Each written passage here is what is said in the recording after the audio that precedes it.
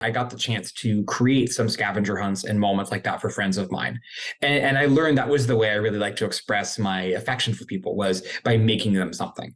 And so every holiday season, or for Valentine's Day, I'd make a scavenger hunt for someone I had a crush on, or for my friends. And it was sort of an elaborate narrative based experience where they get a clue and they would have to go around to meaningful locations around town and do a task or find something. And it became these elaborate gestures that I did because they were my way of expressing, hey, I care about you, you're a friend, or I like you.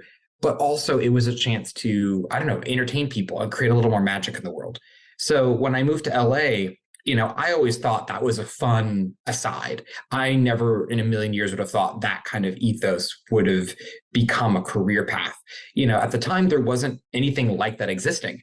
The concept of an escape room or immersive entertainment did not really exist. Like, immersive entertainment was maybe going to Disneyland, and that's basically it, like a themed area that's really intricate with rides. But that was kind of it. And then, as I was living in LA, I got sort of stuck in the film and entertainment side. And I had friends in live theater, and I would go to New York every year to see theater.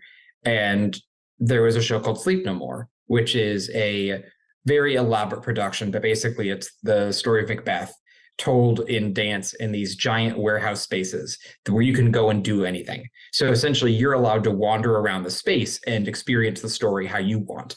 And that just was really eye-opening to me, because I went in very sight unseen. And then seeing the space where you have these elaborate, rich production values, you have a store with candy where you could pick up a piece of candy and eat it, or dig through a trash can and watch a character typing a letter. Dig through the trash can, then you find the candy and you eat it. That's how it's got to be done. Yeah, separate beats, but yeah. I mean, it was the idea of exploration. I'm like, holy crap, this is the thing that I've always wanted to exist, this idea of exploration in space. And I left New York feeling very inspired, and I was like, is there anything in LA like this? And there was. I just didn't know the words for it. And so I was very lucky, and around that time, the very first escape room type concepts were opening in Los Angeles, and I went and did them. And, in film and TV, I'd gotten very stuck. You did them as far as you went through the escape rooms, but you didn't do them as far as you made them? Yeah, no, I just went as a customer, because I was just at this point just looking for stuff that I was like, this is so cool. The idea of me doing them hadn't even crossed my mind. Like, I was like, oh, it'd be so cool to do it. But me doing it, like, nah. But then I was so stuck. I went to the one down there on the Hollywood Walk of Fame when I lived in LA, and that was this couple years ago, so I don't know if it's been changed or if it's still there, but it was like a hotel or whatever. I forget the name of it. And it was pretty good. That was my first one. That was still to this day probably the best escape room I've ever went to. Escape Hotel. They're okay. There are a lot of things they do that I don't think are great business practices, but they also are right on Hollywood Boulevard, so they get a lot of folks coming in. Being able to do early ones, I was just really I was blown away. I was like, this is something I want to be involved in.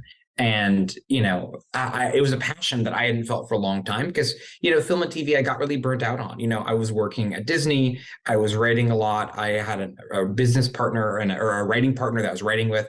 And we were just so burnt out on both sides. So the day job at Disney and the writing on the side, like, both sides were burning us out. And seeing the escape room stuff just blew my mind. And I was like, this is what I want to do. This is the passion that I should be feeling about this stuff. And so I reached out to a few of the early people running stuff and just said, how can I be involved? How can I help? And one guy wrote back and said, yeah, I'd love to work with you. And that was just a really big confidence boost.